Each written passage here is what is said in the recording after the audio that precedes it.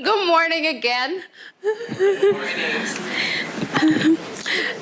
So we're here to celebrate our 27th anniversary. It's hard to believe that the Institute has been around for 27 years, and I think we need to give ourselves an applause and give all of you an applause for that. So on behalf of the staff of the Arthur Ashe Institute, the Board of Directors, and also the John Connolly Division of Medical Ethics and Humanities here at SUNY Downstate, I'd like to welcome you to our 27th anniversary lecture. And thank you for all you do to support the Institute and all you have done to support the Institute over the past 27 years. I'd like to thank those board members specifically that are in attendance today, as well as our former CEO, Dr. Ruth Brown, whom you'll hear from a little bit later. Arthur Ashe founded the Institute, as you know, on December 3rd. So yesterday was our anniversary, our 27th anniversary. And he was intentional in creating the Institute here at SUNY Downstate. And you know, when Arthur founded the Institute, he envisioned an institute where we would be embedded in the community and doing the work of the community and focus on addressing disparities in healthcare, disparities here, but also in the communities around us. And we really thank Downstate for being our host institution and serving us so well for so many years. And I really thank Dr. Riley for continuing the legacy in support of the collaboration and the work that we do. Oftentimes, when you have an anniversary, it gives you an opportunity to reflect on where you have been for the last 27 years, but also to look forward to where you're going in the next years ahead. Our anniversary just happens to be towards the end of the year, where people are thinking about the year that has passed and thinking about the new year and having various thoughts about, okay, what do I want to do next year, and all those different resolutions that you hope to keep, that some of them that go out the window after January 1st. But we are here to think about where we have been and look forward to what we have ahead of us. While we are proud of the accomplishments that we've made in the past 27 years, we know that there's a lot more to be done and we need to do much more. While HIV and AIDS has become more of a chronic disease, yet within our communities, there's still people that are dying from it at a rampant rate, and a lot of people are infected within our communities. When we think about access to care and access to services, our communities are not afforded the best healthcare services, and the social issues that are within our community still remain quite high. But like Arthur, we also know that it was important to diversify the healthcare workforce, and yet many schools are not diverse in terms of the populations that we see within our schools. But with that said, we are optimistic. We are optimistic that we can make change to enhance the landscape and to transform healthcare. And we do that through our partnerships with various community-based organizations and community advocates that participate in the work we do. And we continue to work with our stylists and our barbers to reach people where they are, as well as to improve social support services that are needed to improve health care. And we continue to train the next generation of high school students, the next generation of healthcare professionals of color, so that we can address diversity in health. Today you'll hear from some wonderful speakers, all of whom are working diligently to move that needle, to leave the world a little better than when they found it. And they champion Arthur's vision and are the keepers of one of my favorite quotes from Arthur Ashe that says, "I know I could never forgive myself if I elected to live without humane purpose, without helping the poor and unfortunate, and perhaps realizing that the purest joy in life coming from trying to help others."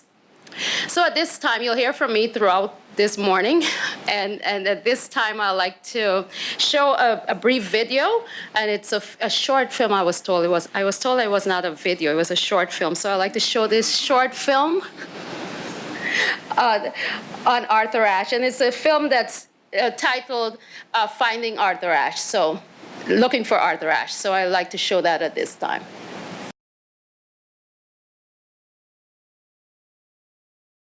All of you here, through Dr. Sherrill, have asked me to play a vital role in improving the health and well-being of thousands of people.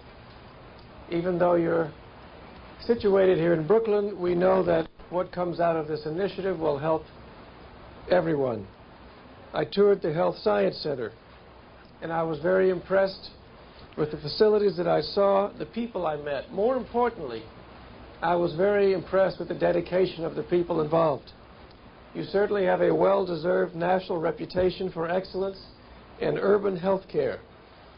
And if we can use the resources of this premier institution to elevate the quality of life in this very diverse community, we will have developed a model that can help similar communities around the country, and I believe indeed around the world. The shocking incidence of sickness and premature death in inner cities demands action, but action that enlists the community to share the responsibility of solving the problems of urban health. The Institute is conceived in recognition of this need and dedicated to the creation of a model to be used in every inner city in this country and perhaps even abroad. I see. Well, I hope you get better. All right, nice to see you. You want to tell me your name? What's your name? Ooh, thank you. How old are you? You can whisper in my ear if you want. The State University Health Science Center at Brooklyn is uniquely suited to be a full partner in this innovative enterprise. It is located in the heart of Brooklyn, the home of 2,300,000 people. Its patient population is predominantly poor. They are people of color, of different traditions, of different cultures. For many, the American dream is but a fantasy. Providing health care in this community has led to new information and new understanding. It is here that much of the work was done linking the high prevalence of cervical cancer to HIV-related illness. The Child Life Center, an integral part of the pediatric service, is devoted to treating the emotional and developmental needs of the chronically ill child. It became obvious to all of us in the 60s that one of the things we were fighting for in the civil rights movement, in addition to legal recognition and equal opportunity, was the right to enjoy some of the other things that attended to people who were white and mainstream. And principally and primarily in that list is health care. This is only the second organization that I've ever agreed to lend my name to that will have my name attached. But I think it's very, very important. Now, among minorities, but in particular among Hispanics and African Americans, we are a very young population. A very large proportion of us are under 15. You almost have to try to work on prevention and trying to deal with problems before they become so big. I think in having in thinking about this whole idea of the Urban Health Institute, that the issue of prevention, to me, as a layman, is the most difficult challenge. Arthur Ashe, tennis legend, human rights champion, has given his name and his considerable efforts to bring this institute into being. It is now up to all of us to give our skills, our time, and our money to make urban health a reality. But that is an amazing piece, I think, fitting.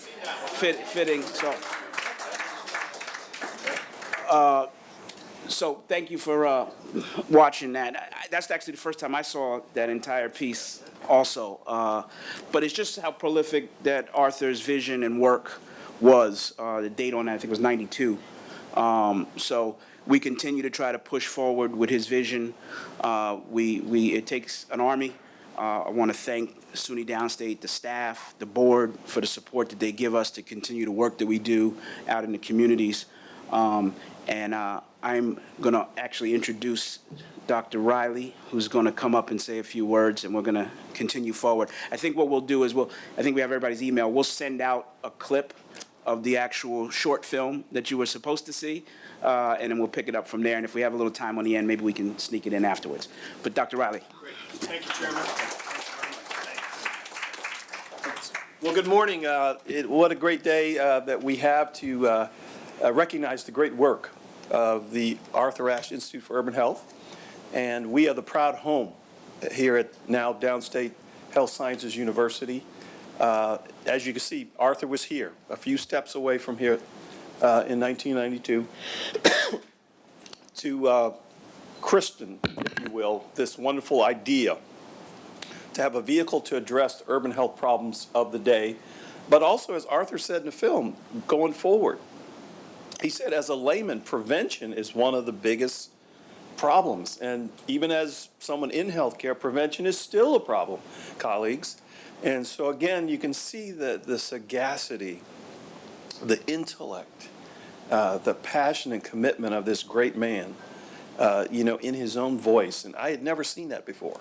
I'd seen pictures of him when he was here, but I'd never heard him, sort of articulate the vision, and then with the B-roll behind of all of the great things that we do here at Downstate in terms of addressing healthcare in Brooklyn. The film was so dated that, I don't know if you caught it, but in 1992, Brooklyn was 2 million people. Now we're what, 2.7, leaning on 2.8 million people? Just think about that. So the growth of this part of New York City has been amazing. But with it has come some challenges in terms of inequality, lack of affordable housing, educational disparity in terms of K through 12, high school, college graduation rates, et cetera.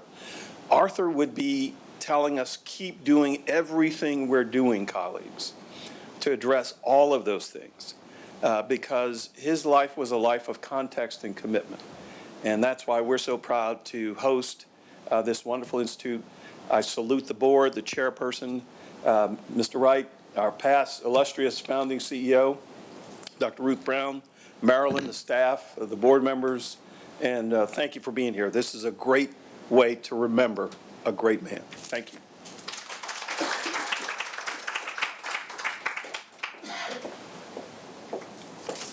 Thank you so much. At this time, it gives me great pleasure to introduce someone who doesn't really need an introduction, my former CEO, who's now the CEO and president of the Ronald McDonald House. And Ruth has been one of those pillars that has been here from the inception of the Arthur Ashe Institute and continues to be someone that I can call on and a confidant and a friend, and someone I really do admire and someone that I've had the pleasure of working with for a lot of years. I'm not going to say the number of years, but a lot of years. And at this time, I would like to call Dr. Ruth Brown to the podium to introduce our keynote speaker.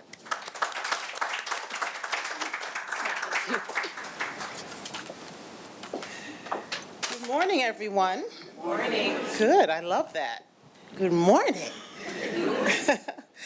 So I am so pleased to be here. Thank you, Dr. Riley. I have seen that film many, many times, and I have to say that it makes today and today's guest speaker even more important because we are next generation. And I will say that my own transition from this wonderful organization was made even easier because of the exemplary leadership of Dr. Marilyn Frazier, who was deputy at the Institute for many, many years. And so I want to compliment her on her work, and she also represents next generation. And I also want to compliment Brett Wright, the chairman of the Institute, for your stewardship of this organization that we care so much about. There's no time like the present to really justify the existence of an organization like the Arthur Ashe Institute, and I commend you for doing the work that you do, continuing to do the work that you do, and for the support of SUNY Downstate in that work. It's an incredible opportunity and an incredible gift that Arthur Ashe left this organization here in Brooklyn. So I recently came across a quote by our guest speaker today, and she says, "Sometimes it's hard to see the rainbow when there's been endless days of rain." Christina Greer. And that one line captures the times that we're in, and it makes even more special your presence today. Dr. Greer is the Associate Chair of Fordham University's Political Science Department and a 2018 Fellow of NYU's McSilver Institute for Poverty Policy and Research. She's a renowned journalist, as well as commentator and author of Black Ethnics, Race, Immigration and the Pursuit of the American Dream. And more recently, she co-edited Black Politics in Transition, Immigration, Suburbanization, and Gentrification. Both books examine how the multiplicity of ethnic communities, Afro-Caribbeans, Africans, and Black Americans, have come to be merged as almost monolithic, and really monolithic in terms of a Black voter category. By bypassing the nuances of individuals, cultures, and how they choose to vote. She contextualizes the social justice work, like that of the Institute, within a public policy framework, and bringing academic rigor to activist initiative.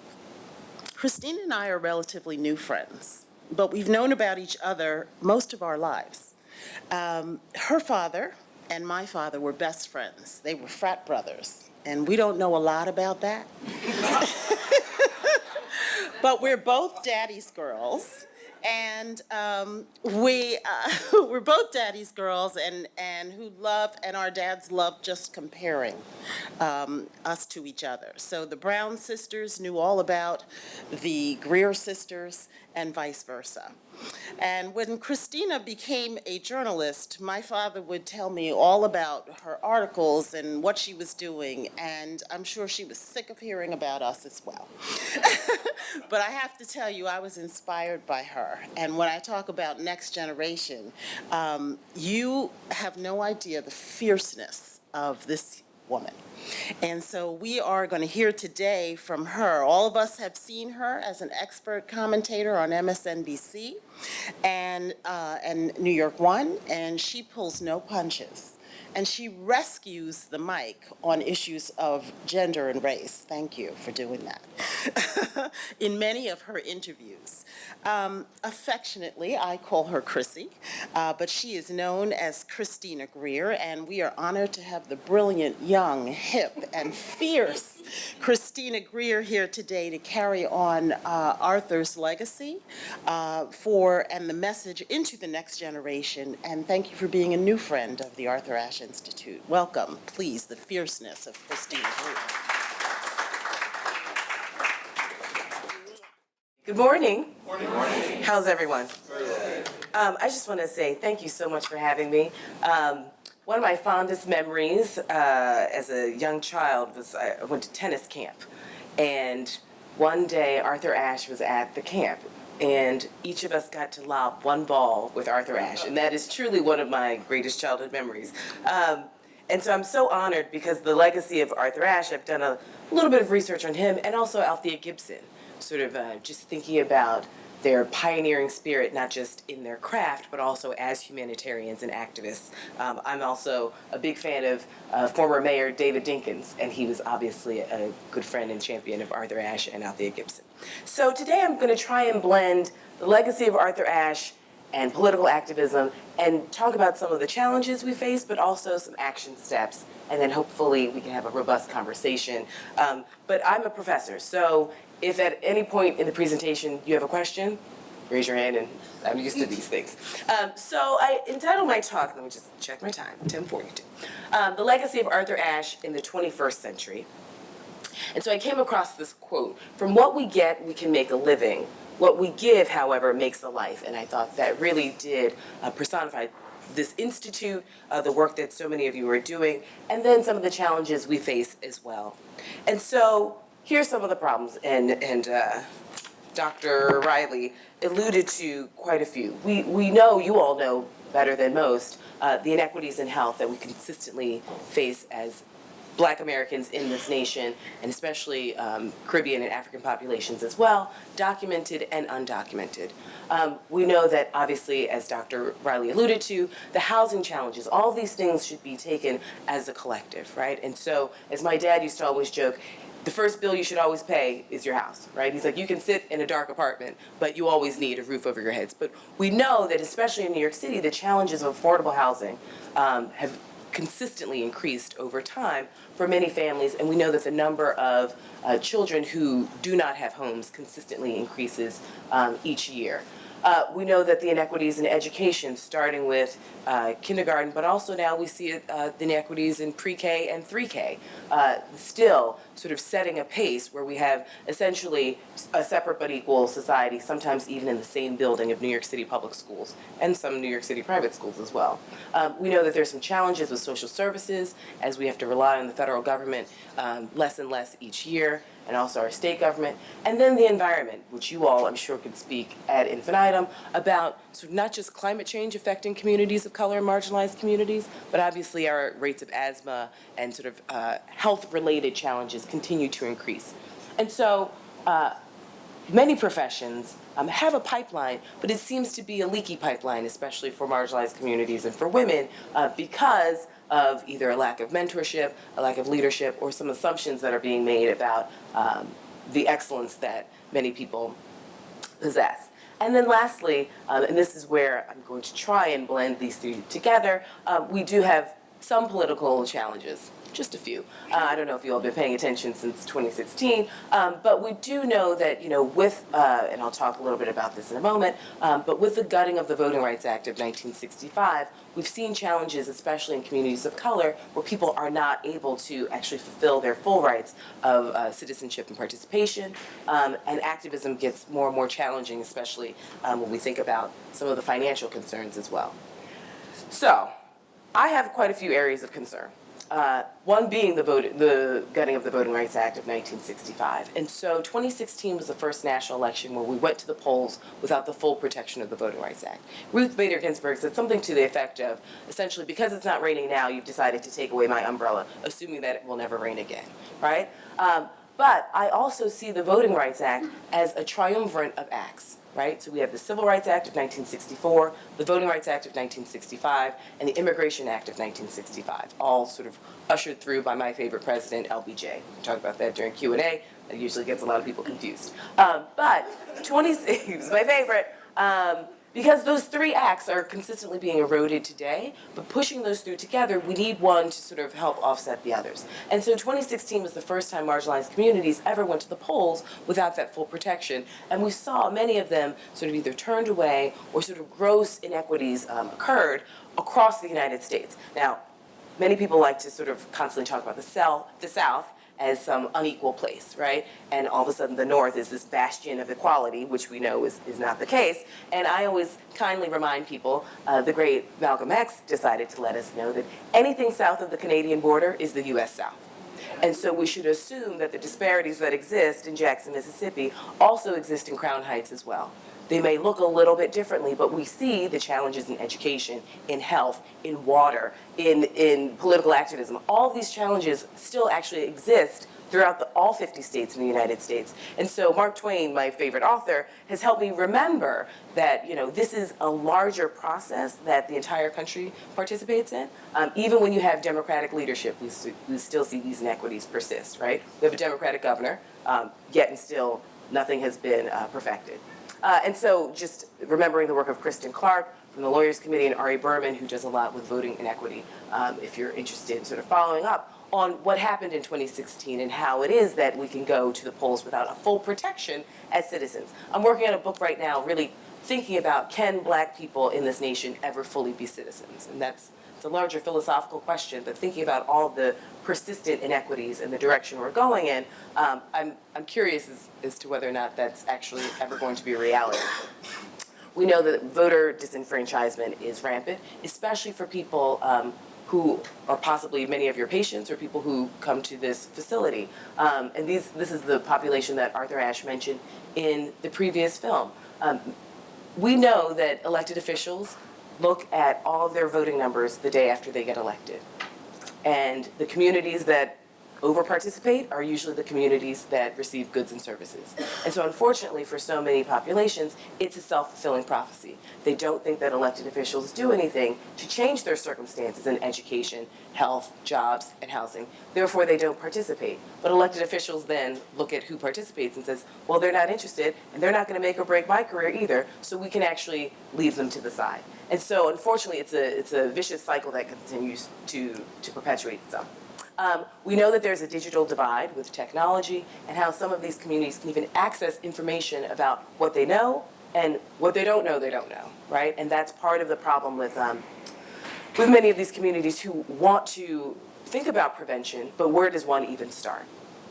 And then this is just a side comment about Russia. Is also assuming that we're operating in a space that is equitable and without some sort of interference. And then, I mean, this is just the hanging shadow, right? And we're just going to pretend that all of these things are happening in a vacuum, but we do have to be real about the fact that Russia is right there.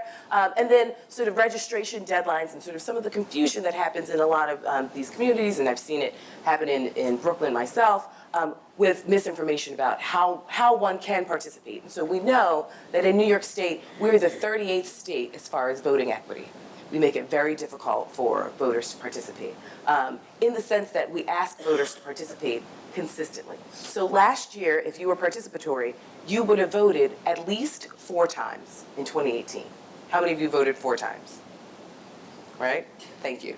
But many people didn't even know that they should have voted 4 times, right? And so we're often, especially communities of color, are often labeled as having voter apathy. But I argue in New York, it's voter fatigue and lack of information, where some people will say, well, I voted in April, why would I need to vote in June? I voted in June, why would I need to vote in September? I voted in September, why would I need to vote in November? So this persistent lack of information. And now that we have ranked choice voting, it's going to get even more exciting with no information and new rules. And then gerrymandering. And so I actually have a cartoon, if you just Google Christina Greer and gerrymandering. I make these cartoons for educators that are about 3 minutes that they can show their students, that really talks about how you can mathematically take power away from communities, which is what Arthur Ashe was really concerned about, right? Mathematically and legally, you can draw lines in districts, right, in a partisan way that can easily take all resources away from communities, resources away from schools, resources away from hospitals, and give them disproportionately to groups that possibly don't need them. So I'm going to back up a bit, because I recently moved to Brooklyn, and I have always been, and currently am, obsessed with Shirley Chisholm. Shirley Chisholm, as you all know, is who? First black woman. Well, we'll pause there. She's the first black woman ever elected to Congress in 1968. I'm actually writing a book on all of the black people who have run for the presidency of the United States. She's actually not the first black woman to run for the presidency of the United States. She's the first black woman to run for the presidency of the United States on a dominant party line, with Charlene Mitchell ran in 1968 on the Communist Party line. Shirley Chisholm ran for the presidency in 1972 on the Democratic Party line. It's very interesting if you think about yesterday, thinking about Senator Harris dropping out. So many of the challenges that Shirley Chisholm faced are very similar to the challenges Kamala Harris faced roughly 50 plus years later. We'll get to that in a moment. And this is just sort of the long legacy of protest. And so how do we move from protest to politics? How do we move from activism to actually action? And these are some of the questions that I think Arthur Ashe really grappled with, and this is why he was so generous in lending his name and his efforts to the Arthur Ashe Institute. So as I mentioned before, this is Charlene Mitchell, who ran in 68, and Shirley Chisholm, who ran in 72. And so part of the reason why I'm so adamant about including Charlene Mitchell, even though she only got 1,000-something votes, who decides who's important in history, right? And so just because she lost does not mean that her name should be erased from history. And so when I gave a talk many, many years ago in an academic setting at my former institution, Columbia University, I finished my long presentation just about the two of them, and someone leans back and says, so why should we care? It's a very typical academic question. And I looked at him, and I said, after speaking about these 2 black women for 45 minutes, and that is your first question, I was like, you will never care. Next question. So, it's like, and there's some people who just, they will never find our communities of import. And so we need to focus on the people that actually will, right? Because part of my book is not about who's smarter, who works harder with Black Americans, Caribbeans, and Africans. It's how can we build substantive coalition building to move forward and combat some of the issues that Arthur Ashe talked about 30, 40 years ago that seem to be, as Dr. Riley mentioned, persistent.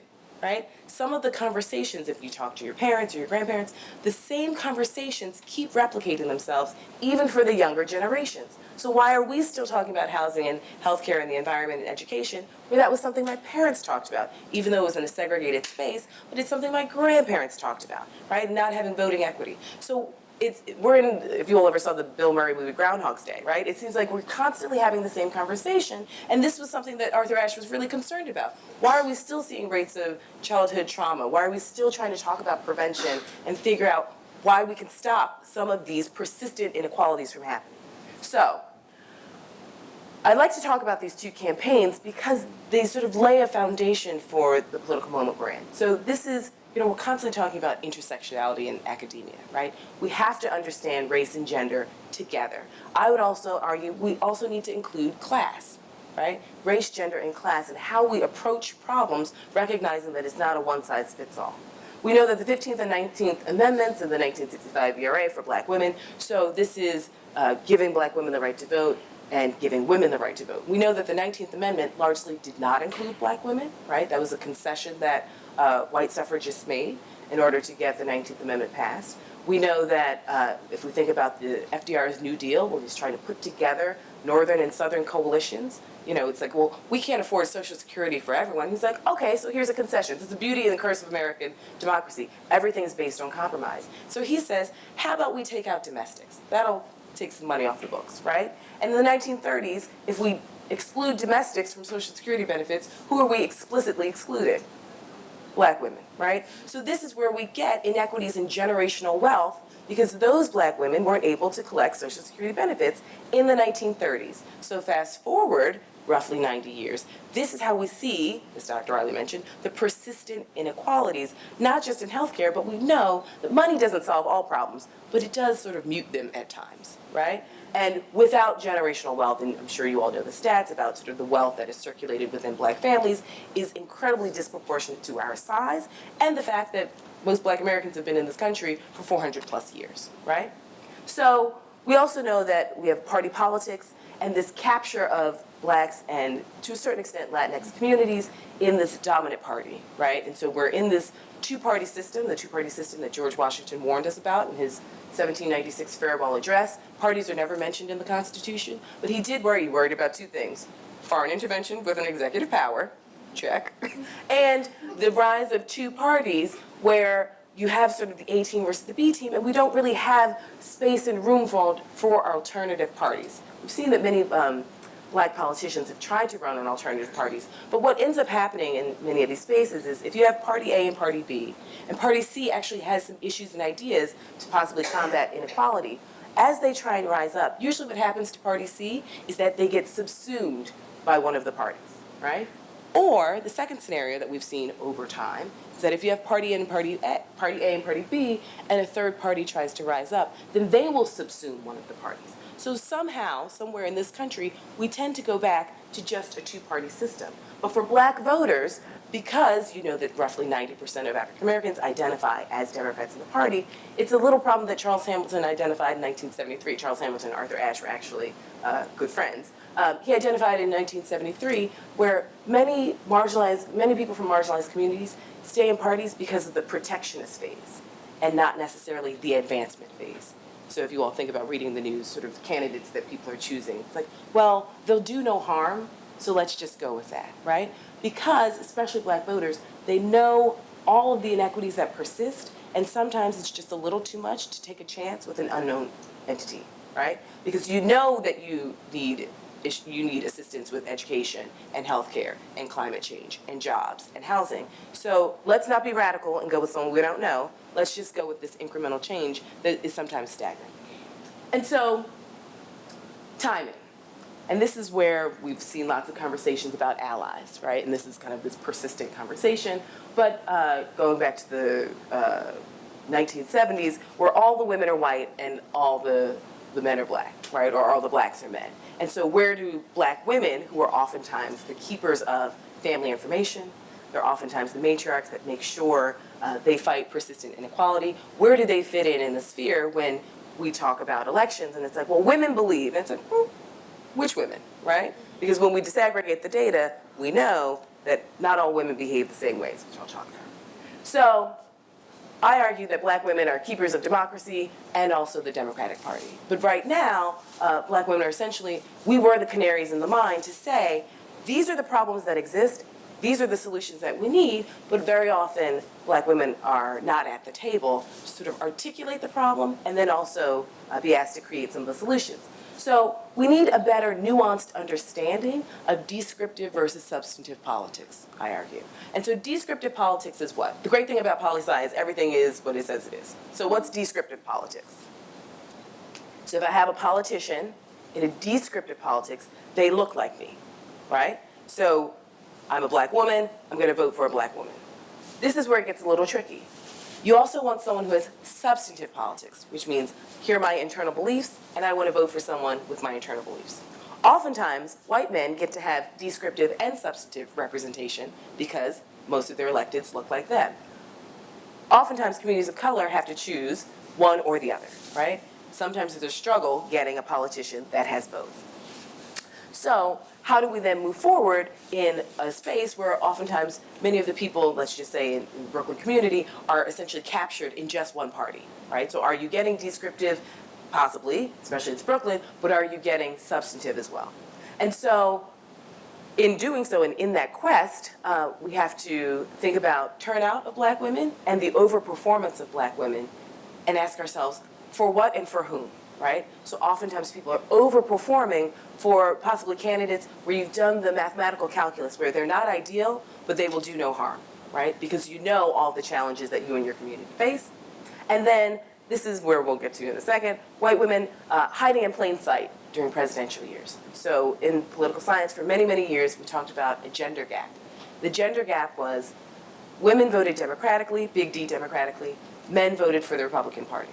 That was always the theory. And then finally, someone decided to disaggregate the data. And I'm going to skip this. And they disaggregated the data, and this is what they found. There actually is no such thing as a gender gap. White women vote Republican, period. That's it. There's the story. Black women vote democratically. But Black women vote democratically at such great numbers, they skew the data so it looks like there's actually a gender gap. Since 1952, there have only been 2 times in American presidential history where white women voted for the Democratic presidential candidate.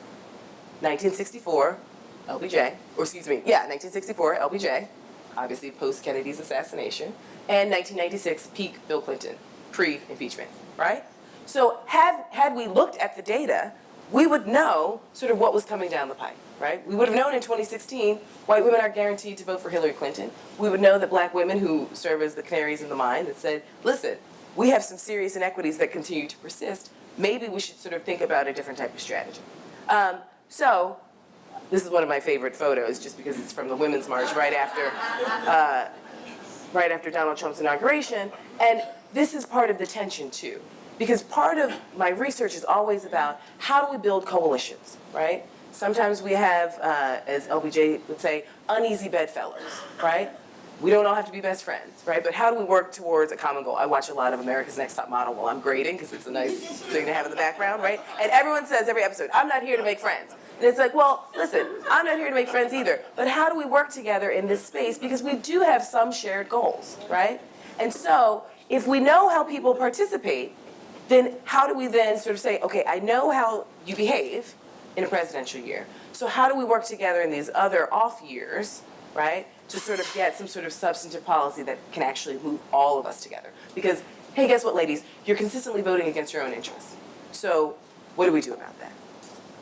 I brought this slide, and for the life of me, I could not get it to not be fuzzy. So I wrote down some of the data. So this is how do we live up to Arthur Ashe's legacy and sort of keeping health disparities in the forefront, right? Because if you keep that in the forefront, then that dictates how you look at your political representatives and how you move throughout your own community. So these first 3 blocks are about high blood pressure, diabetes, and stroke. And essentially the takeaway is the red bar are blacks, the blue bar are whites, and you can see for each of those in their age groups.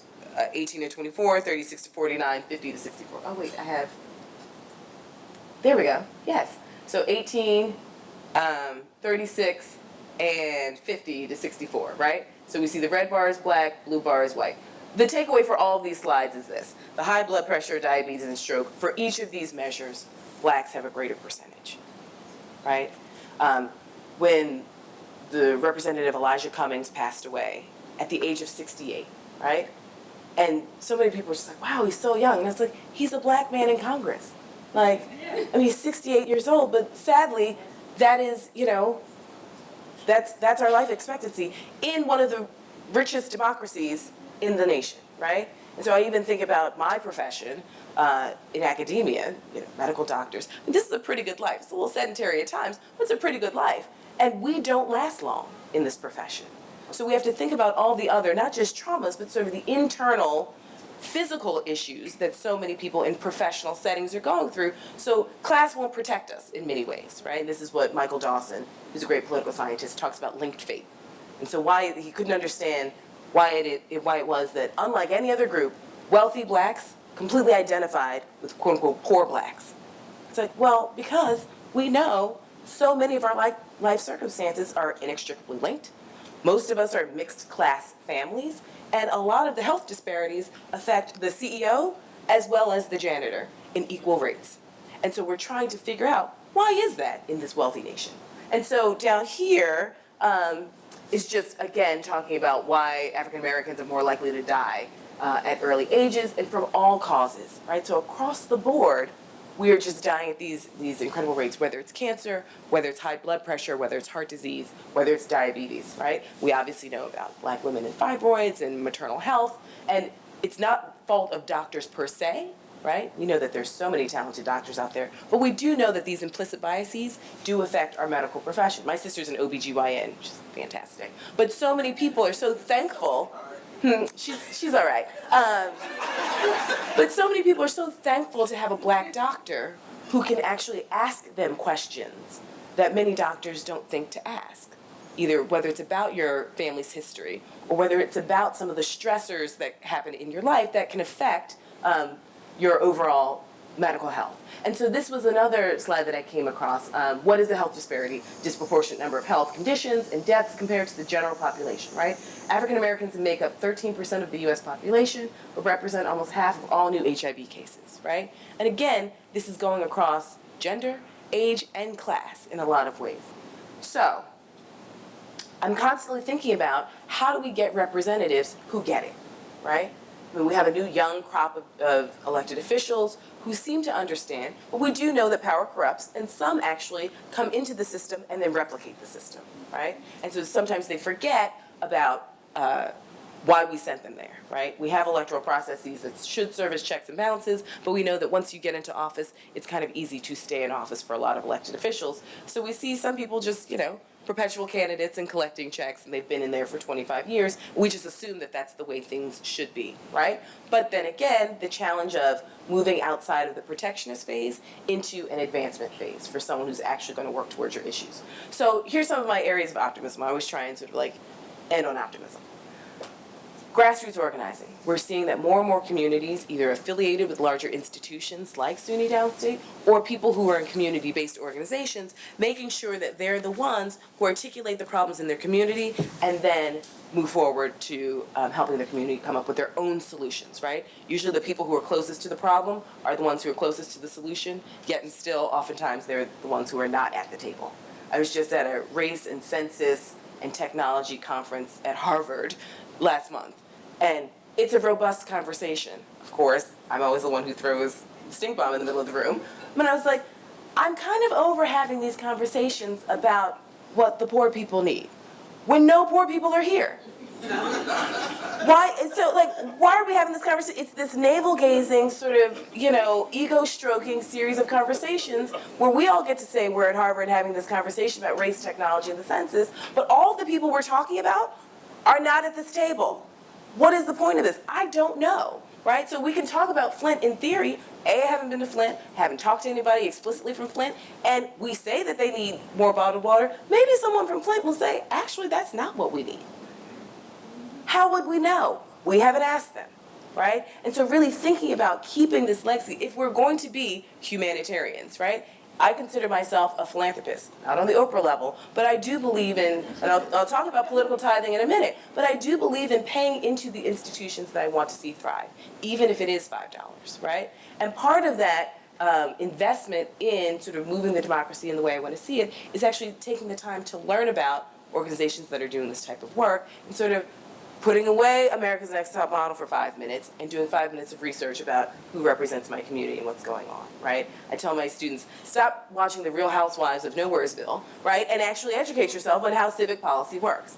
So we are seeing increased voter turnout, even with sort of, you know, not just in the South, but some of the things that are happening on a local level are astounding, right? Certain communities are making their polling stations in a police station. I don't talk to the police if I don't have to, and I have a PhD. So can you imagine someone from a marginalized community who has possibly had interactions with law? Why would they ever go and vote in a police station, right? And so these are sort of these small, subtle ways where it's like, well, the democracy is still working. It's like, but is it though? Because we're actually preventing a lot of people from actually feeling comfortable working in their democracy. But even with those challenges, we are still seeing increased voter turnout, especially amongst marginal communities. Candidate selection. The good thing is, especially on a local level, we are seeing more young people getting involved in politics and deciding to run. Interestingly enough, you know, we always like to put it on the Republicans as sort of being the gatekeepers. Democrats love to make sure that we don't vote as well. We're seeing more people of candidates or more people of color who are candidates. The messaging is a little more direct, and people are actually talking about health disparities. We're actually having a conversation about, you know, the challenges of the SHSAT or whether or not universal pre-K is working or not. We're seeing more people giving money, right? Unfortunately, money is definitely in our politics, but if it's there, then we need to figure out how to use it best for our advantage. And the best thing is healthcare and inequality are being discussed at robust levels, right? And I mean, even on the presidential level, we're seeing this constant conversation about healthcare, right? It gets a little convoluted at times for people, but it's still, we've had debate after debate after debate where healthcare is on the table and we're trying to figure it out. So, how do we take action? As we prepare for November 3rd, 2020, that's a presidential election, right? But I would ask you all to consider political tithing. So some of you are probably involved in your own religious institutions, whether it's a church, a synagogue, a mosque, a house of worship of any sort, but really thinking about how your $5 or $10 a month can go towards either a grassroots organization or the Arthur Ashe Institute to actually invest in the people who are actually doing the work, right? We don't have to do it all, but we can invest in other people. Paying attention to primaries, because for most of us, we live in hyper one-party districts. So like the primary is actually where the action is, right?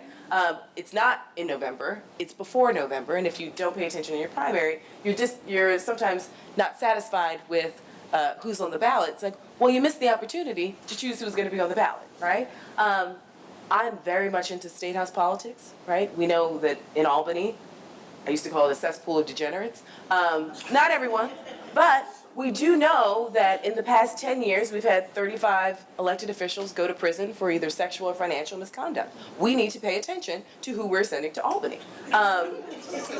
And so, do your research for 2020, right? So when you feel like watching random TV, take away 5 minutes and do research about who actually is presenting sort of solutions for some of the issues that Arthur Ashe articulated and really cared about, and that we care about as well. And so Higher Heights is an organization that supports it's black women who support black female candidates, and they sort of help process that information for all of us. And then this is the thing that keeps me up at night, the census, right? Because we know that this is another way to sort of continue the persistent inequities, is to make sure that communities of color, marginalized communities, are undercounted in the census. Therefore, for the next 10 years, we are underfunded, and these inequalities persist. So, I'm going to pause there for now, and I would love any and all questions you have. Thank you. So let's thank Dr. Greer for that outstanding presentation once again.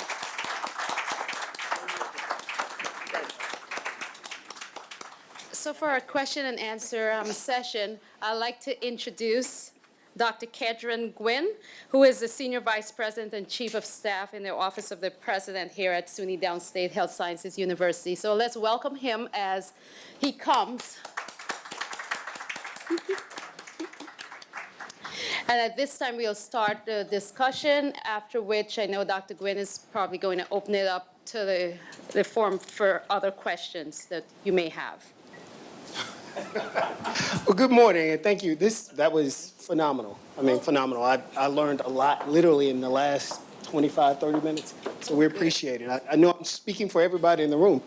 Thank you.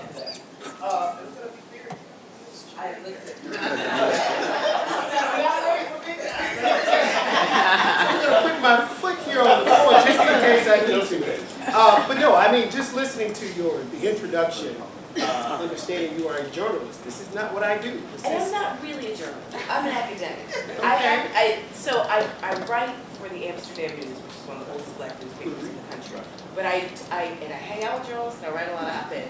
But journalists are real people and they have a real methodology and real theories behind it. So people call me a journalist, but I'm like, no, I gotta respect a journalist. I'm a political scientist. Okay. So, but I happen to write a lot. Got it. But I mean, a journalist, a professor, and fierce, that's, all of those things combined, it made for quite a bit of intimidation. So I said, okay, let me see if I can write down some questions back here. You covered a lot of topics. So voter fatigue, of course, is something that is, rampant in terms of conversations about people who are going to be voting in the coming year. That's something that is very, that hit home for me. But I have a couple of questions to kind of bring it back to the whole Arthur Ashe, the reason the Arthur Ashe Institute. But one question, over the last 11 years, and I chose 11 years for a reason, I'm sure you'll figure it out. How do you feel politics have impacted Arthur Ashe's sort of drive for health equity in this country, at least in the last 11 years? Right. So the 11, I asked. Oh, I have your mic. Well, we're one of the few democracies at the time, okay, that didn't have universal health care. So 11 years is 2008. This is when Barack Obama gets elected. He's sworn in, and he's sworn in under unified government. So unified government is the party of the president. It's also the party of the House and Senate. We're good? Okay, good. And so he realizes that he possibly has 2 years. Most presidents have their first term up until the midterm election to have unified government if they come in on that wave. And he was pretty sure that he'd have divided government starting in 2010 after the midterm elections, which means one of the parties in either the House or the Senate would go Republican and that he would not be able to pass through his agenda. There's some pros and cons of unified government. If your party is in power, you actually get something that's pushed through. It's great for you. If your party's not in power, this is actually the antithesis of what the framers intended, because now we have someone who can run away with the store. Universal health care was something that FDR didn't manage to do, LBJ didn't do, Bill Clinton, I always skip Truman. I feel so badly, but I always just go FDR, LBJ, but Truman too. But Truman did some good things, but he's not one of my favorites, so I'm just like, he's in the pantheon. But FDR, so when we think about Democratic presidents, so I should include Truman always, right? But we have FDR didn't do it, Truman didn't do it, JFK, I have some thoughts, but he didn't do it. LBJ didn't do it. Jimmy Carter, God bless Jimmy Carter, putting his solar panels on the White House and Ronald Reagan taking them off. He couldn't do it his one term, but I'm thinking about multi-term Democrats. Bill Clinton didn't do it. This is the frustration with the Democratic Party. People feel like he wasted his 8 years, and we get impeachment and scandal, but we didn't get substantive policy that we can still hang our hat on today. We got the crime bill. We got Don't Ask, Don't Tell. We got a lot of things that are being repealed. So Obama comes in as a Democrat, realizes he's got unified government, he's got 2 years, and he's got to push this thing through by hook or crook. This is where Nancy Pelosi comes into power, right? She's from Baltimore, y'all, not from Napa. So her father was the first Italian mayor of Baltimore. She knows what she's doing, right? So she pushes through the ACA or the House. We've got the Senate sort of doing whatever they do, Chuck Schumer. But Obama recognizes he's got a limited amount of time to actually give the American public the one thing that every other democracy has and we don't have. Now, it's so fascinating, though, that ever since 2010, the midterm elections, when Obama got the shellacking, as he says, right, and the Republicans came to power in Congress, they've been trying to repeal health care on every single level, right? And we know that so many of the communities who are represented by Republican elected officials in Congress are the very communities that need health care more than people in Brooklyn, right? They need the ACA more than people in cities, right? We know that LBJ is the one who sort of modernized and put electricity in much of the South, but like so many parts of the US South are still, the numbers look like developing nations, and so LBJ has this great quote that says, if you can convince the poorest white man that he's better than the Negro, then you can pick his pockets all day long. And that is essentially what the Republican Party has been able to do when it comes to health care. They don't want to pay for it. I have not touched anything, but here we go. So when we think about health disparities, so many white communities in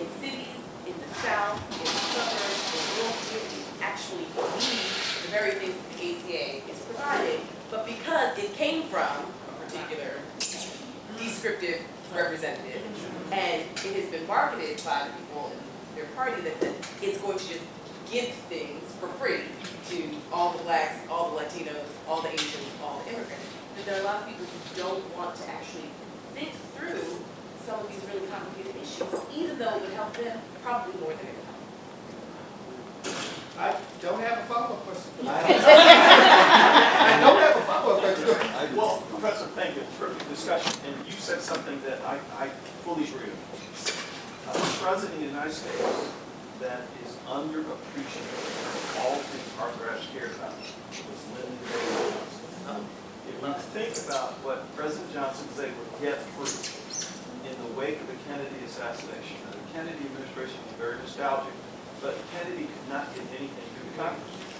And it took LBJ, to get key pieces of a lot of legislation that, again, consistent with what Arthur and his institute, what we believe in, housing, education, Head Start, OEO, Civil Rights Act, just lots of domestic policy programs that have never really been replicated since President Johnson's demise.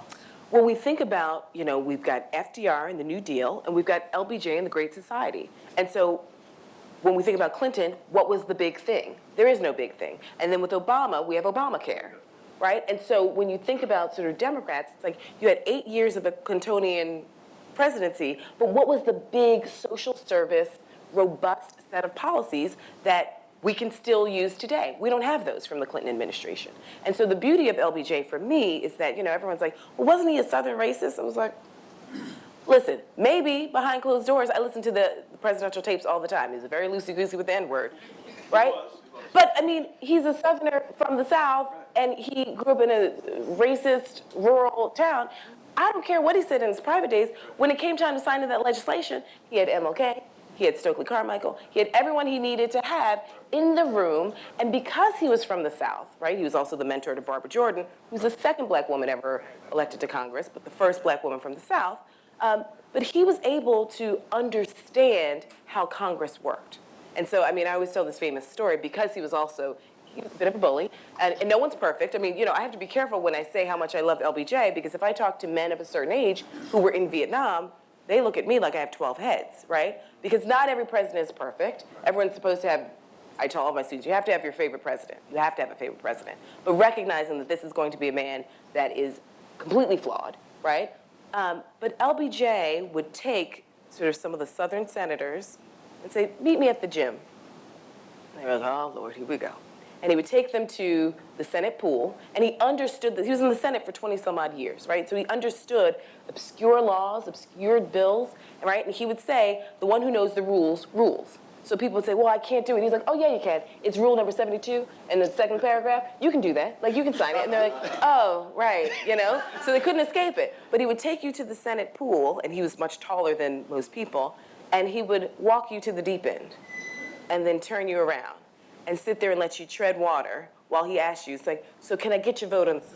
Wow. Well, I can. I'm representing. It's like, oh, no. And you just tread water until he came to a yes, and then we can walk on back. Have a lovely day. I have not touched a thing, and there's my, maybe it's me. My mom and I had like weird electromagnetic. But you all can do it. We'll take one more question on this subject. Yes, thank you very much, first of all, for the wonderful presentation. Nice to see you. Very nice to see you. Anyway, my question has to do with the distinction between healthcare reform and single payer systems. If you look at the national and very successful healthcare, they have an agenda and it's always around single payer systems, like in England and Scandinavian countries. So where are we in that continuum? Are we ever going to get close to a single payer system that will mimic what we have in Europe? Right. That I don't know, because the healthcare debate is, I'm very clear when things are in and outside of my wheelhouse. What we do have to remember, though, is when we think about England, I went to SOAS. We can fit England inside of Florida. So for some of us, we have a problem of scale, because we have 320 million people. So when we think about some of these European nations, it's like, you're not even half of California. So as we try and work through these issues, when we think about the diversity we have in this nation, Most European nations are just now starting to get just a sliver of that diversity, and they're losing their minds, right? And so I always ask my students to drive cross country so you can try and understand, as an American politics professor, how one person is trying to unite this whole country, right? So what works for us in Brooklyn might not work for someone in Jackson, which is still a city, but it's a southern city, right? And it might not work for someone who lives, sort of in upstate New York, which looks a little bit more like Kentucky than New York City. So I don't actually know the solution. That's why I'm not running for president, right? But I don't know if we need to have a 50-state strategy for healthcare, if we should have sort of a regional strategy for healthcare. I'm not too sure what it is, but we're also one of the few nations that links our healthcare to our employment.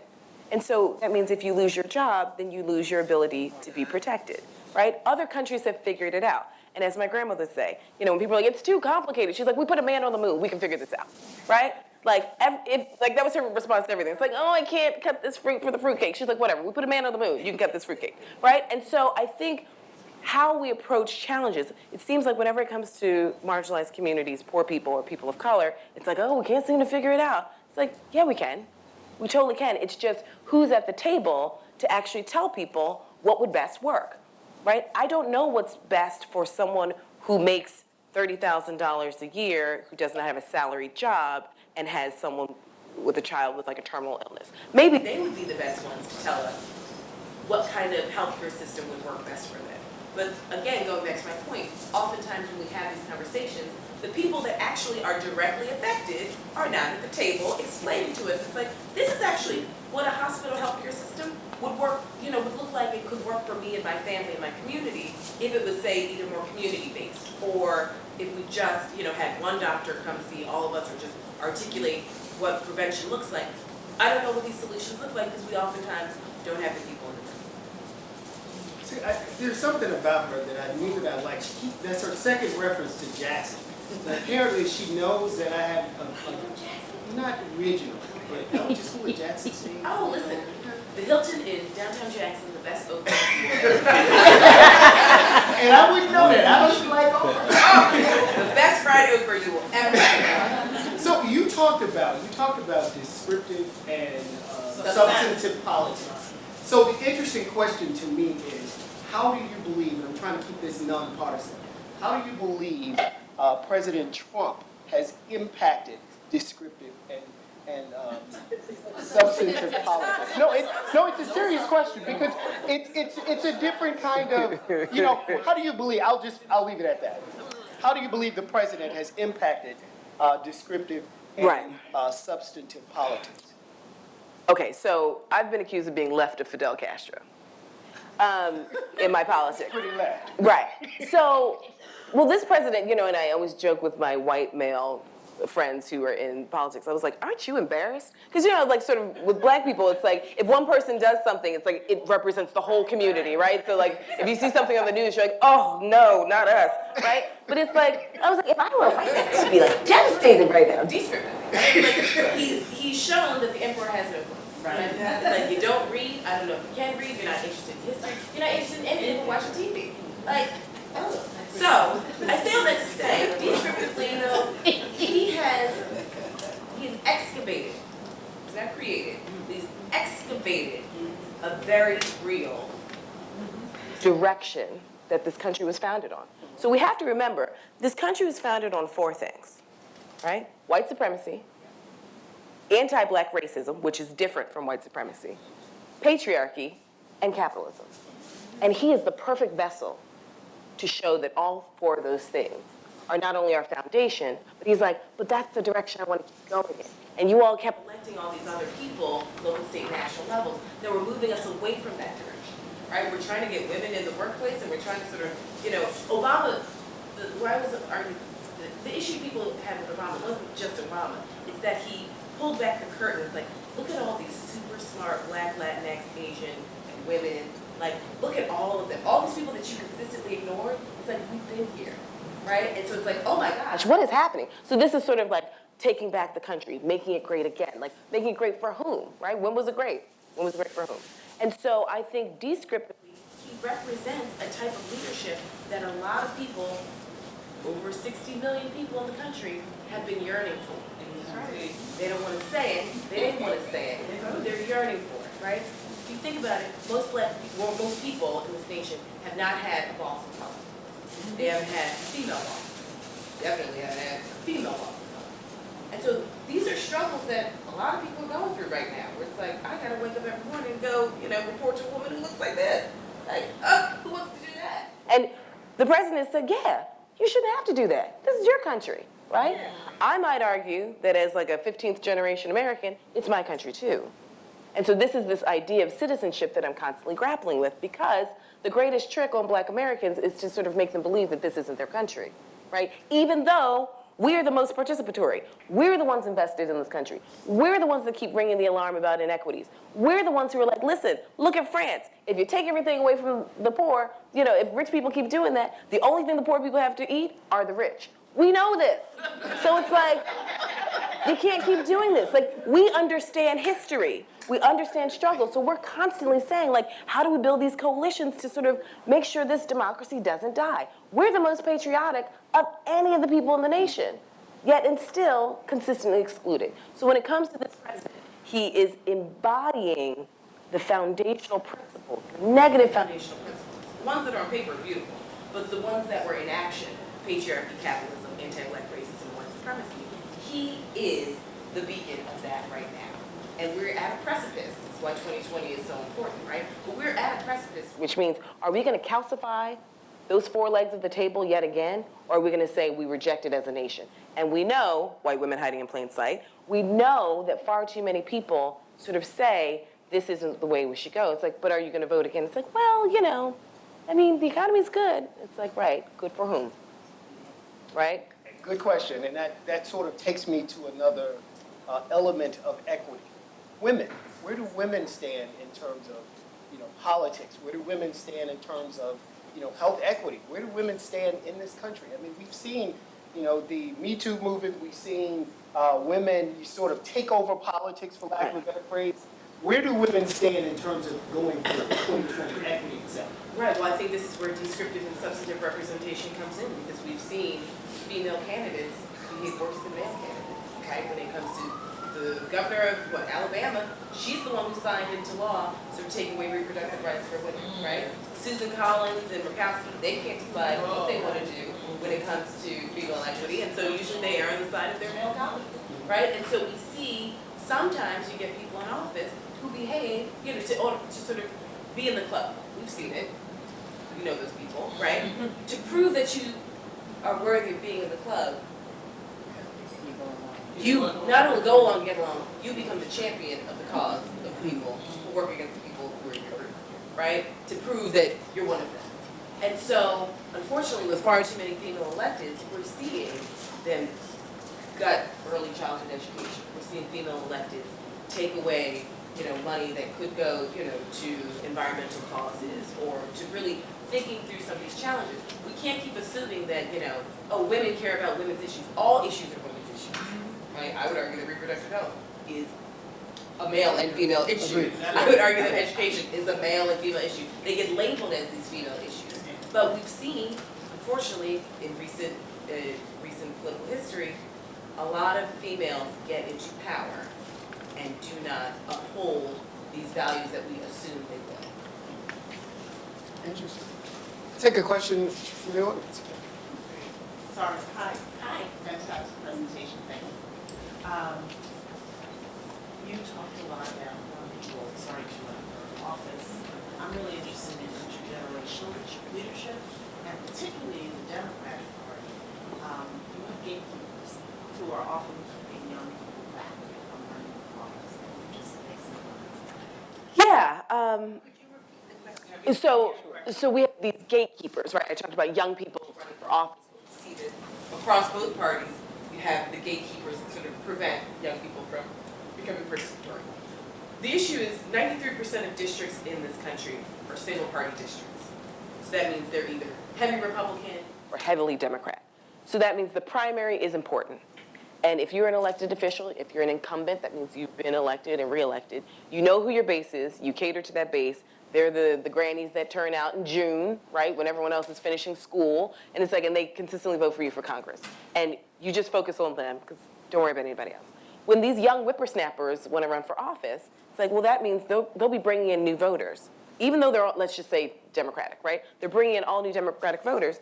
But that old Chicago saying, it's like, someone walks in and it's like, I want to participate. It's like, who sent you? It's like, no one sent me. It's like, well, I don't want nobody who nobody sent. Because I don't know you. And that doesn't mean that you're going to vote for me. So it's like, I don't want new people in the political sphere. Because that means you can vote for my opponent, who's still in the same party, but like, I'm cashing this check every 2 years. Right? And so you see someone like, God bless Charlie Rangel, but you know, you're in office for 46 years. So by the time, and all these young people sort of in this political purgatory, just waiting. Every 2 years he says he's gonna retire, he never retires. So like, your political career can't really get started because he keeps saying, don't worry, I'm about to retire, don't worry, don't worry. And so then by the time he does retire, what have you done, right? Besides wait to be anointed. And then there's no black representation in the district, right? Because the district's changed and different people have actually worked on sort of voter outreach, voter constituent services. And so then this is how we sort of see these shifts and then we see tensions, right? And so when you think about Representative Yvette Clarke was challenged by someone who was in his early 30s. And it's also fascinating to see how neighborhood compositions have changed. So if you looked at the numbers, all the new gentrifiers voted for a Dem, who's a black candidate, but essentially the young whites voted for the young black, and the old school Caribbean grannies voted for Yvette Clarke, right? Now, 2020, the district has continued to change. And so we'll see if she gets reelected, right? But young people are saying things to now a diverse group of audiences. So they're saying, hey, Caribbean grannies in Brooklyn, I hear you. And also, new hipster whites, I hear you too, right? Whereas Yvette Clarke has her base, and that's been her base for the past decade. So it's been fascinating to follow young friends of mine who are running for office in these hyper single-party districts, and they're saying, you know, these old school electeds, like they won't take meetings with me, they're making it harder for me to participate. And it's like, right, because they have consolidated their power and they don't know you. And so this is part of the challenge because I'm trying to inspire the next generation of political leaders, and they're constantly finding walls with black electeds, Latino electeds, female electeds who are saying, wait your turn. It's like, well, when is the turn? I mean, this was the fascinating thing about Obama, right? It's like, you took down the most powerful Democratic family in the latter 20th century, and everyone's like, what? And he's like, right, I'm not waiting my turn. And so many people were so angry because they could have run too, but they didn't. And it's like, well, fortune favors the bold. He ran, you didn't. He's president, you're not, right? So, but I think a lot of young people are like, well, I'm not gonna wait. Like, wait for when? We saw what happened in Harlem, so like, why would I wait? Let me try it. I saw a hand. I saw it. Okay. I'm not exactly sure which hand I saw first. Could you talk about AOC? Okay. I think, Ask if you can yeah. talk about AOC. Everybody knows who AOC is. Alexandria Ocasio-Cortez. I think, you know, I was on New York One the night of that election. And, you know, and I saw how shocked she was when she was elected, right? And so I always tell people, it's like, first rule of politics is obviously to get elected. Second rule is to get reelected. But you can never neglect home. And so home, H-O-M-E, right? And so you can get too big for your britches and hang out in D.C. while someone else is outworking you, right? Because the one thing that all candidates have, hopefully some of you are going to run for office, but the one thing that all candidates have, is the only thing that's equal, is time. You may have more name recognition, you may have more money than me, but we still have the same exact amount of time between today and, say, November 3rd. How we use our time is what distinguishes you versus me, winning versus losing. And I love, you know, AOC she's a quick study, right? She made a few missteps in the very beginning, and we haven't seen missteps since, right? So she's sharp, but she recognizes, it's like she represents, this is the same thing with Ilhan Omar, Rashida Tlaib, Ayanna Pressley, you know, that squad makes people so incredibly angry because, well, think about Representative Omar. She's black, she's a woman, she's a mother, she's a refugee, she's Muslim, right? People are like, you should be thankful you're in this country. And she's like, I'm American, and I'll do what I want, right? And she's unapologetic, and that is the piece that makes people's heads do this, right? AOC, same way. She's like, I'm young, I'm unapologetic, I'm American, and I come in a package, I come in a descriptive package that you don't like, and I'm talking about substantive policies in my community that someone else just relied on his base, and she didn't chip away at his base, right? Because they're not going anywhere. She outworked him. And you can't blame anyone who outworks you. So she was like, you know what? These people are never going to leave Crowley. That's fine. But all these other people have been ignored by him for the past 20 years while he's been in D.C. So let me just ask you, is your life better in the past 20 years? People said no. She said, here's a solution. Let me ask you. Let me ask you. And that's what happens. So, like, yes, she has lots of challengers. I think a lot of it is gender. I think a lot of it is age. We know that female candidates get challenged more than male candidates. Black candidates get challenged way more than white candidates. Young candidates or young electeds get challenged more so than older. So you add in someone like an Ilhan Omar or Tlaib or Ayanna Pressley or an AOC, and it's like, of course, she's got like 7 challengers right now. They'll cancel each other out, but it's like, right. Most people, I mean, this is the joke that we tell in political science, but when men decide to run for office, you know, they do the polling. It's like, how does my district look? It's like, well, you're at 2%. And men are like, all right, great. Okay, well, let's get to work, right? When women are deciding to run for office, it's like, listen, we did the internal polling, you know, 40% name recognition, 40% chance. And women are like, you know what, then maybe I should wait my turn. Maybe I should just wait until next time. And so then this is how we sort of sift people out of the political process, because unless someone says you've got a 100% chance of winning, a lot of women, it's harder for women to raise money. It's harder for women of color, especially, to raise money.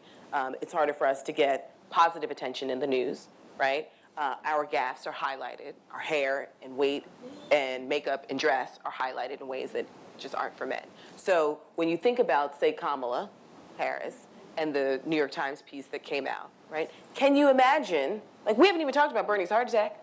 We haven't talked about the Malarkey bus tour, right? We haven't talked about Pete Buttigieg got elected with 8,000 people, and like, what do you know, right?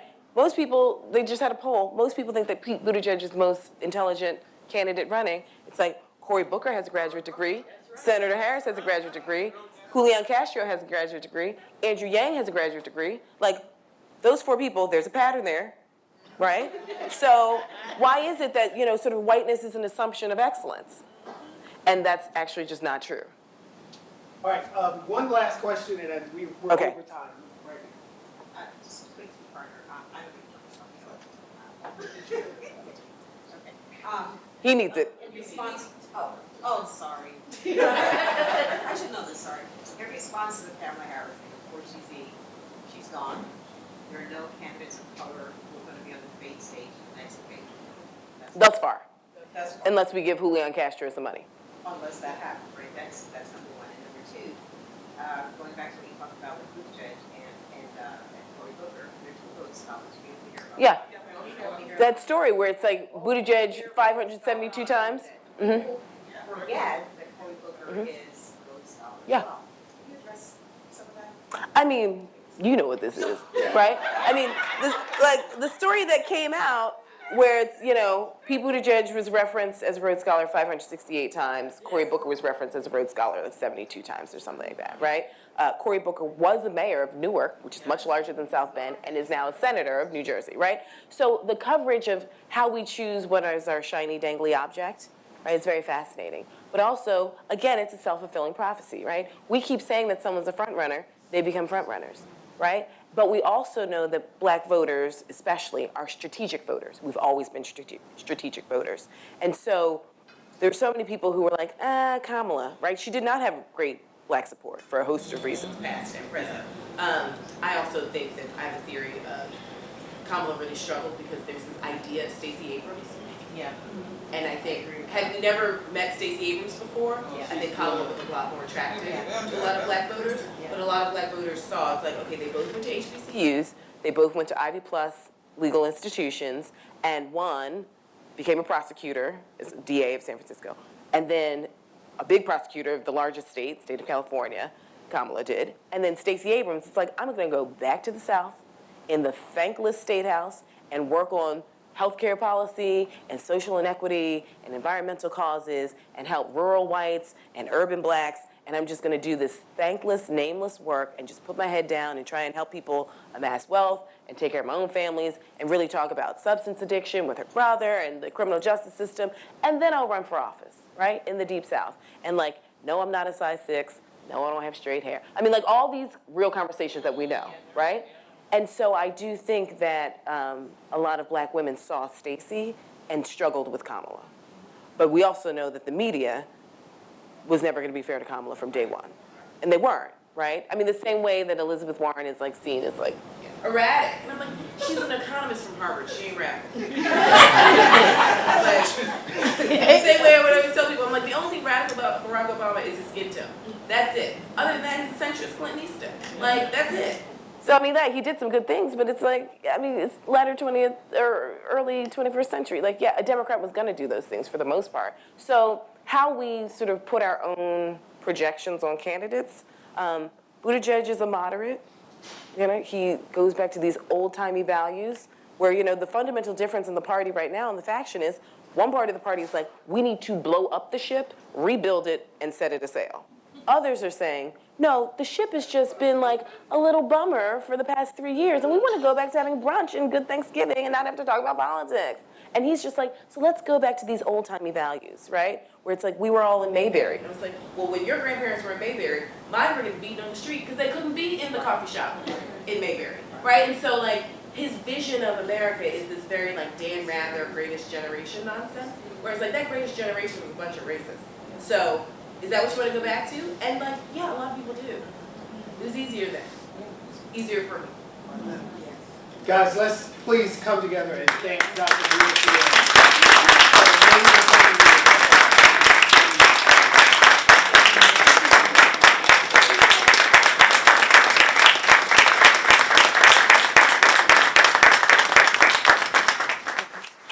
Thank you so much, Dr. Greer, and also thank you so much, Dr. Grin, for that wonderful facilitation. So let's thank him also. Before we leave, we just want to leave this film with you. And this actually, the first film talked about Arthur being here and how we started the Institute. This gives a good synopsis of who Arthur was. And a lot of people sometimes don't really know who Arthur Ashe was. And so I want to share this with you before we wrap up. In our minds, the initiative has already begun.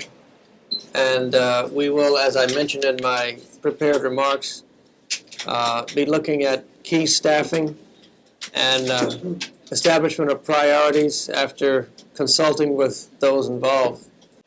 Even though we have a lot of energy and dedication, we've got to have a clear focus on where we're going and how we're going to do it.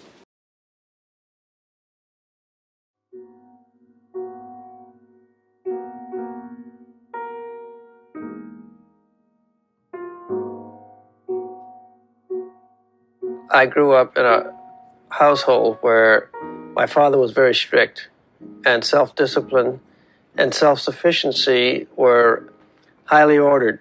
And secondly, my mother died when I was 6 years old. I remember that morning very vividly, and my father was holding my brother and me on opposite sides of him, sitting on the bottom of the bunk bed that my brother and I shared, and he was just crying very uncontrollably and saying, this is all I've got left. This is all I've got left.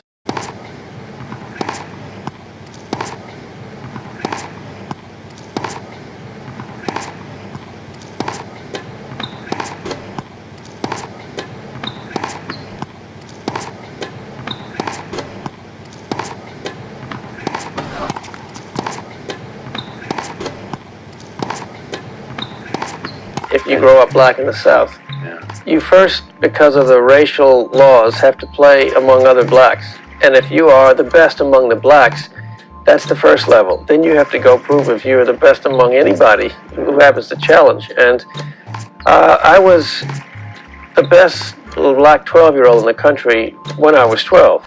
When I was 15, I had a national ranking of 5 among all 15-year-olds. Champion ain't a hero, but every hero is a champ. Some people do what they can. Some people do what you can't.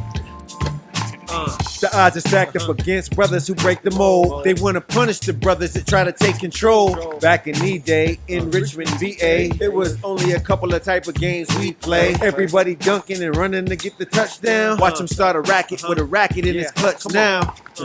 And for the love of the sport, had to get up out the neighborhood, opportunity short. Like how dare you step on the green court at a time when the climate was brown versus the board. Black boy killed for whistling at a girl, and black athletes don't fit in the white world. So they say, except for the exceptional, even in your own hood, people gon' test you though. Mess with your identity, take shots at your armor. Keep a calm head, be the words from your father. And face the facts, you a different type of unicorn, moving through the world in a different type of uniform, breaking new ground. They don't want to give acknowledgement. Game, set, match, man, that boy don't want a scholarship. I can play at and use the facilities of lots of these clubs. And as I said, I can't join them, but that's the way it is.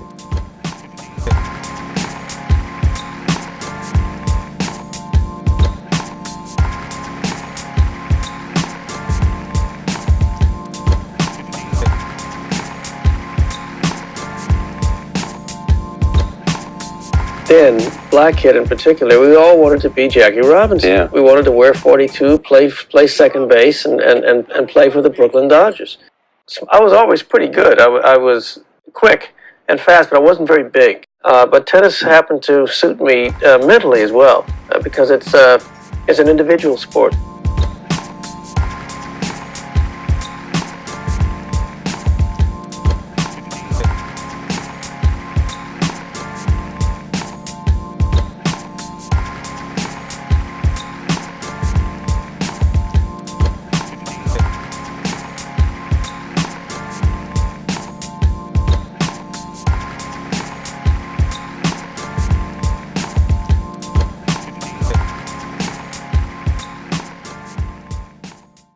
There's a possibility of him having to serve a tour in Vietnam unless I stay another tour.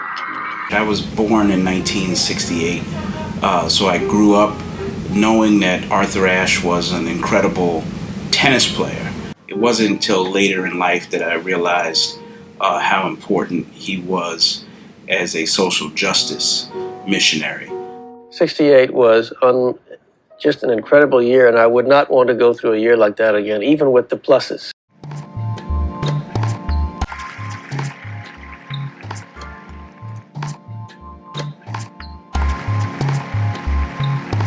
'60s, there weren't too many of us, especially athletes who were well known, or any other black personages who were well known, who could escape being an integral part of the black social revolution or the movement. Turbulent times, the country burning in flames. Killed Malcolm, King, and Kennedy. World feeling the pain. The irony, we fighting to be treated humane. The same time, he's making his name in the game.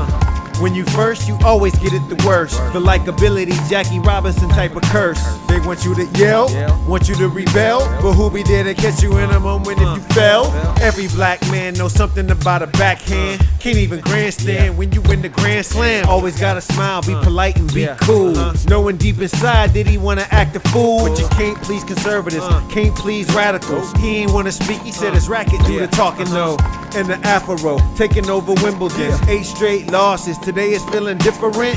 Yeah, history's in the air. A brother finally won, hot damn we here. Now everybody cheers and they wanna be a part of that. Career cut short at 36 with a heart attack.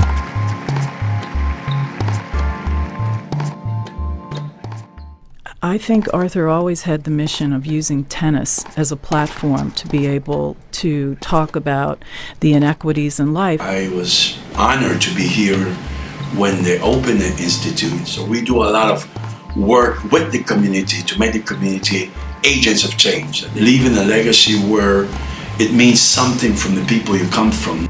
I think Arthur would be very proud if he sees what we have evolved into and where the Institute is today.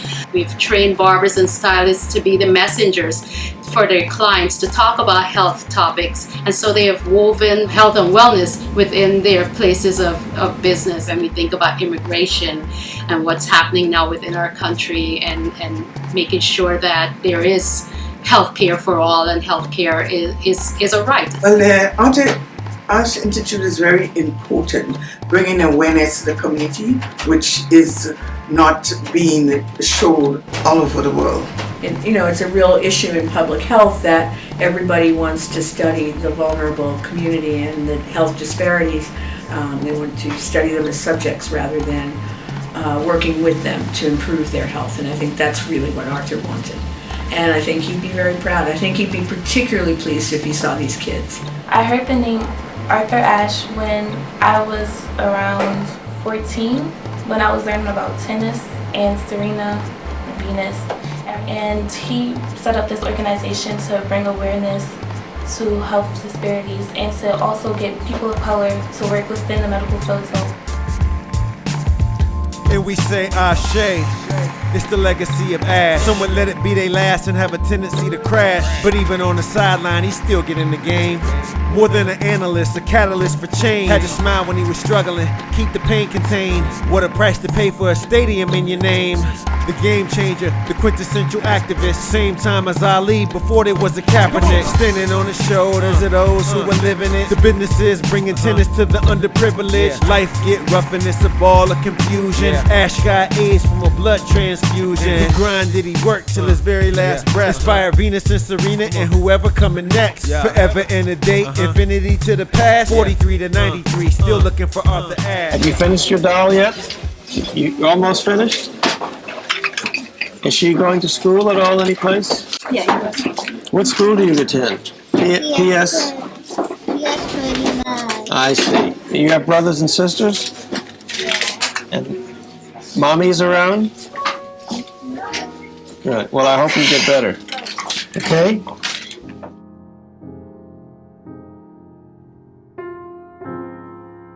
He knew who he was and why he was here. And I think if you stop and think about it, very few people could say that about themselves. Well, if this institute did not exist for me, I would not want to be an orthopedic surgeon. Growing up, I always felt that being a doctor was too hard, or I don't have any doctors, nurses, nobody in the medical field in my family. So I always felt like that's just something that you don't do. So now, since the Arthur Ashe Institute is here, they gave me the confidence to actually go and pursue a dream that I had.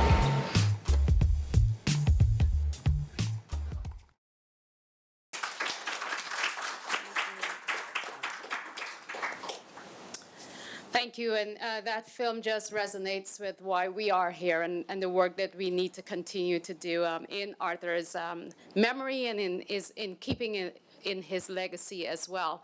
And so today I just want to thank all of you for coming out, taking the time. I want to especially thank our keynote speaker, Dr. Christina Greer. I'd like to thank our former CEO, Dr. Ruth Brown, of course, our board chair, Brett Wright, for being here as well. And we also thank Dr. Grin, as well as our president of SUNY Downstate Health Sciences University, for being here today. As we think about the future, I am optimistic. I'm optimistic from the keynote speech that we heard today, and I'm optimistic because of the work that we do, the work that we do in the community that's really needed. And we know that there are a lot of health inequities that still exist, unfortunately, but we can be optimistic in training the next generation of healthcare professionals and those bright minds that would go out to do the work and improve healthcare and transform healthcare as well. And I'm optimistic because we were given a charge. We can make a difference. We know that there are so many elections that we should be voting in to make our voices heard. And those are things that we need to continue. And so I thank you again. And I remember political tithing. So I'm from a church, and so I have no shame in saying that. And there's a pledge card in your envelope, and make sure that you take your programs and you can pledge and support this organization as we continue to realize Arthur's vision. We have a wonderful lunch prepared next door, and you can sit and eat. And so enjoy the rest of your day, your weekend, and we look forward to seeing you along the journey again. Thank you.